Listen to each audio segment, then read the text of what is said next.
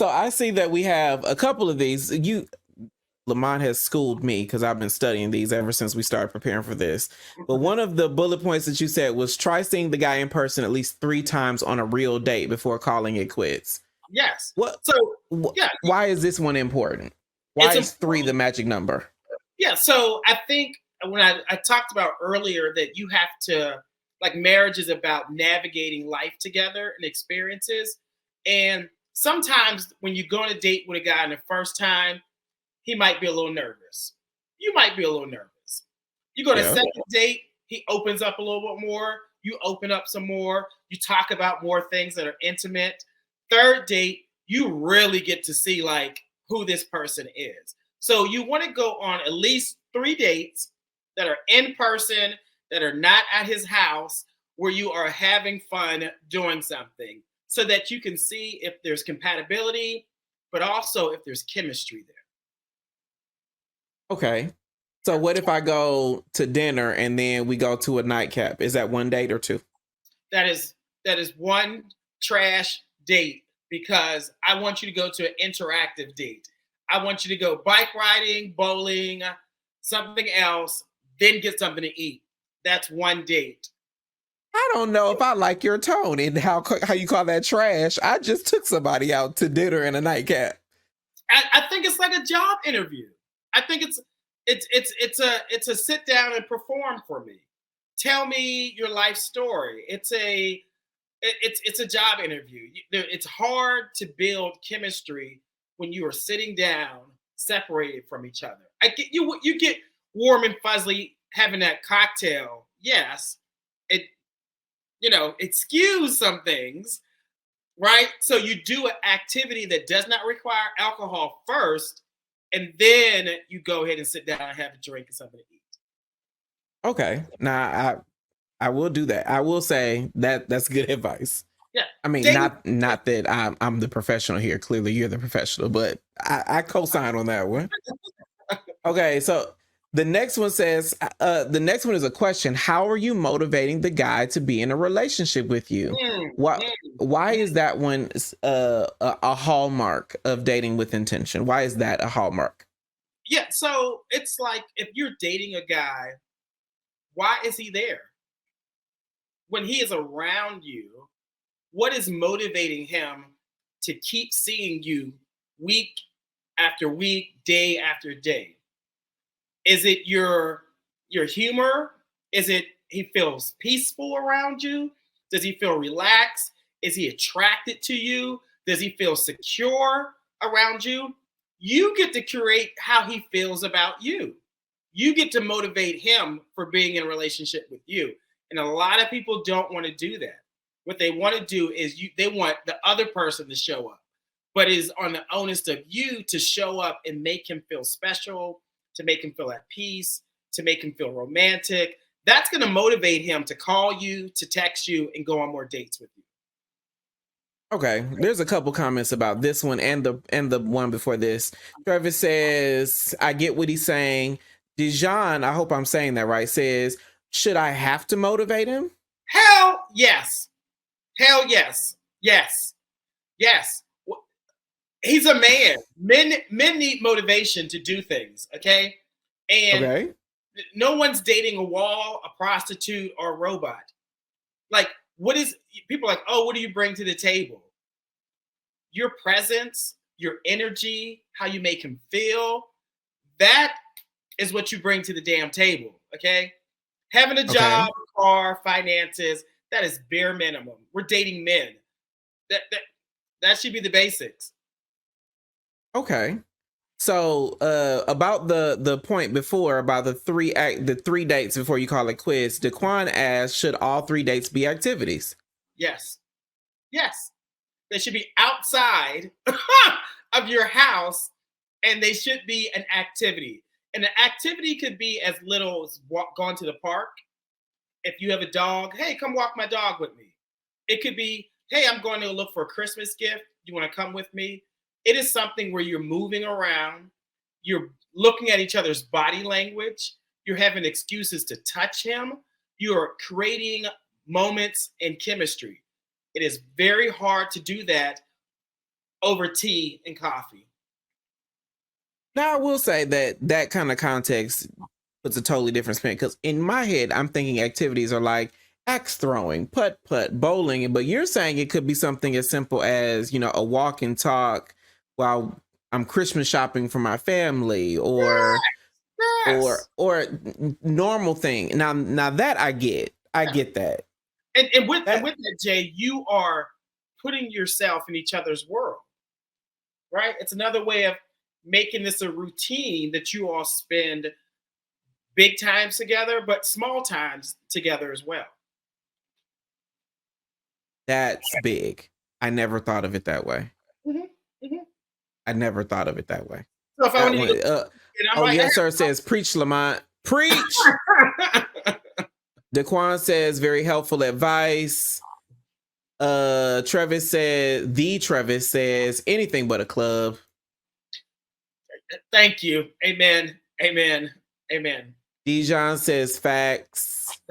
Very good. Okay, so the first one was have 3 dates before you call it quits. The second one is how are you motivating the guy to be in a relationship with you? And it says the third is make sure you verbally acknowledge areas of compatibility, misalignments, and uncertainty.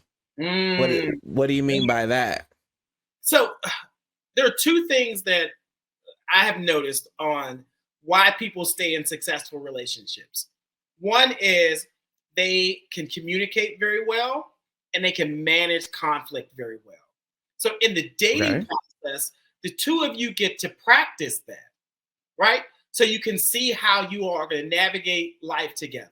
So if you're going on a date with somebody, acknowledge areas where, like, hey, I love that we both like going to church. I love that we both like volunteering. I love that we both have a great relationship with my parents. Like, you're acknowledging things that are so basic, but you're saying, hey, this is where we align. So we should continue to do activities where we definitely align. Also, talk about, like, hey, I got a concern. I don't think we align on this monogamy thing, right? So you Yes. can see, like, if that is a deal breaker for you. If you're like, hey, I'm going to be monogamous, but the other person is like, no, I want more of an open relationship. That through the dating process will give you the answer and say, hey, what? You know what? This is not going to work. Like, this is a deal breaker for me. If you want to, like, listen, you're like, I can't handle that open relationship stuff. I want to be Mhm. monogamous. In the relationship, y'all should just be friends. In the relationship, y'all should just be friends. But my question is more of what if it's not a deal breaker? What if it's just, you know, I prefer, like, we do communicate. I value our communication, but there are times when I feel like, you communicate this way, I communicate that way, and it clashes. Like, Right. how do you acknowledge misalignments in that sense, not deal breakers, but still be able to like move on? Because in my experience, first argument, first misalignment, Mhm. people calling it quits, even if, especially if we pass that third date mark. Well, so that's why I have the third bucket of acknowledge uncertainties. Uncertainties.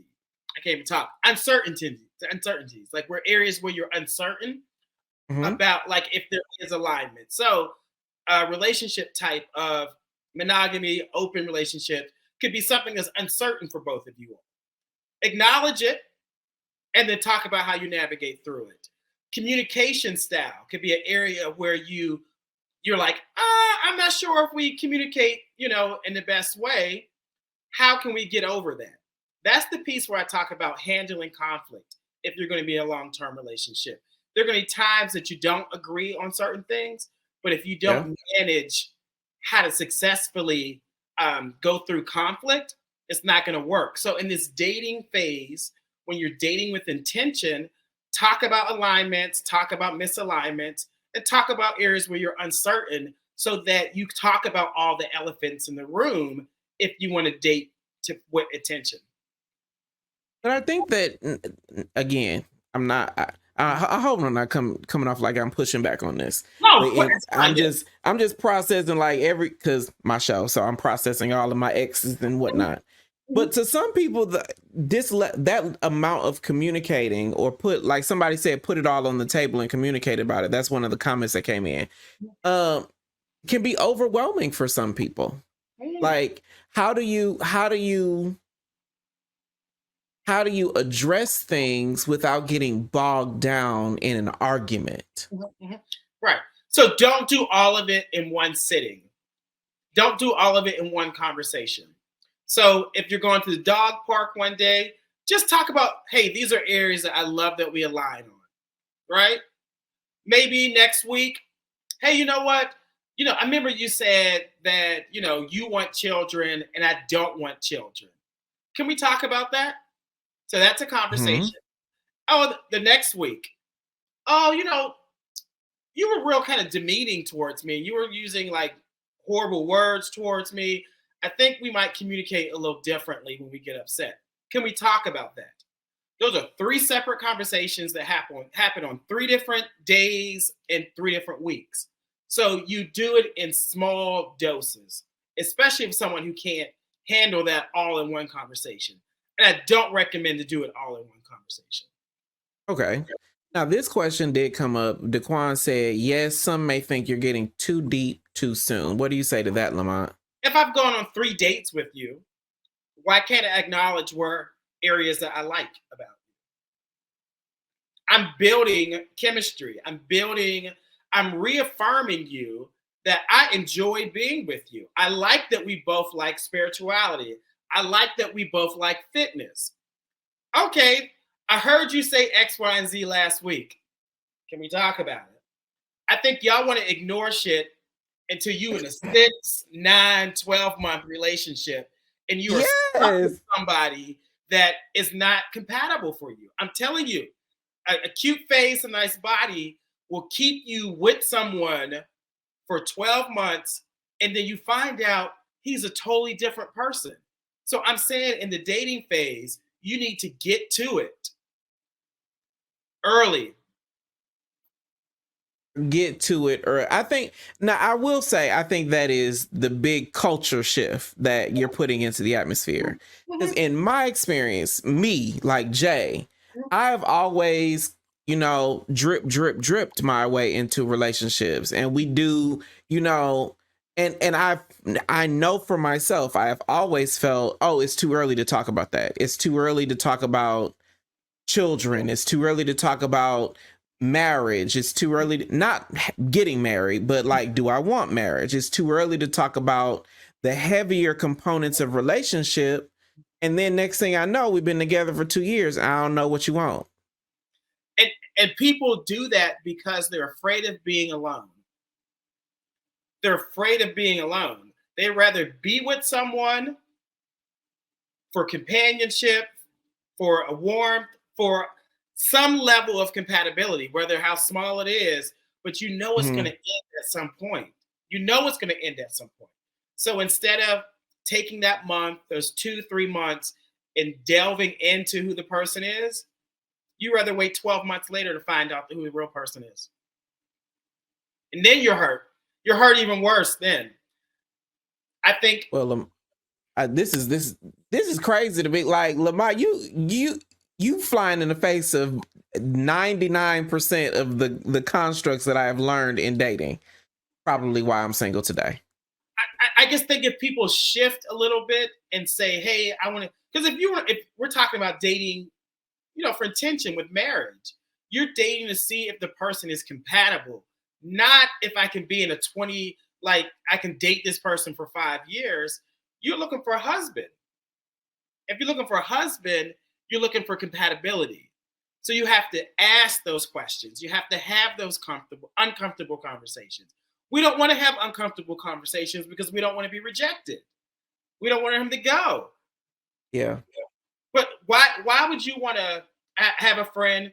He changes his personality every time he meets a new man because he tries to adapt to fit into that guy's world, his life. But when they find out who he truly is, oh, you too much of a girl for me. You too much of a silly. You too much of this. No, let them know who you are up front. Let them appreciate you for who you are, your hopes, your dreams up front. Let them know who you are. Don't hide yourself and then not have certain conversations to down the road. Mm-mm. Baby, when I tell you, you are setting the people free today. Lamont, this has been great.